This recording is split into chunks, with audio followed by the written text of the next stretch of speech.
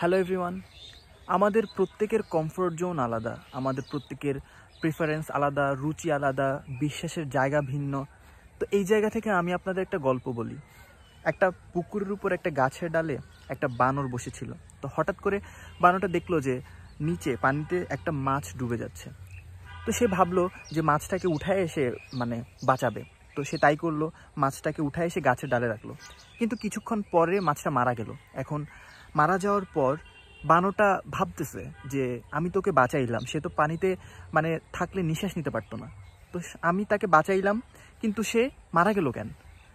এখন এই জায়গা থেকে আমাদের যেটা শেখার আছে সেটা হচ্ছে যে আমাদের প্রত্যেকের কমফোর্ট জোন আলাদা। আমরা প্রত্যেকে ডিফারেন্ট এনভায়রনমেন্টে শান্তি পাই এবং আমাদের রুচি বিশ্বাসের জায়গা সব কিছু আলাদা। ধরুন আপনার একটা ফ্রেন্ড আছে যে ইন্ট্রোভার্ট বা একা থাকতে পছন্দ করে, কিন্তু আপনি হচ্ছেন সোশ্যাল গ্যাদারিং পছন্দ করেন, বন্ধু বান্ধবের সাথে আড্ডা দিতে পছন্দ করেন। তো আপনি তাকে হয়তো বলতে পারেন যে তোমার আরও বেশি ওপেন হওয়া উচিত, তোমার বাইরে এসে অনেক বেশি আড্ডা দেওয়া উচিত, বা তুমি যে একা থাকো এটা একা থাকা ভালো না।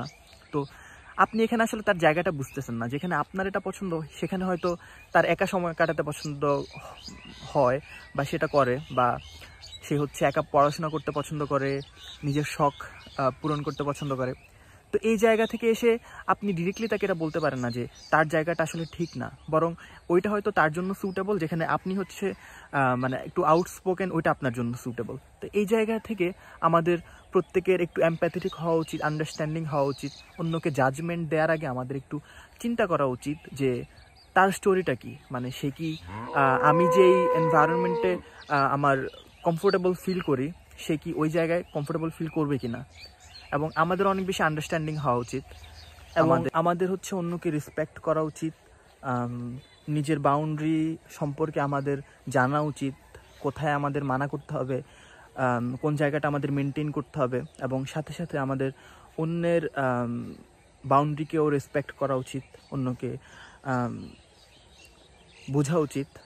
এবং এই তো, আশা করি আমি বুঝাইতে পারছি যে বিষয়টা কি।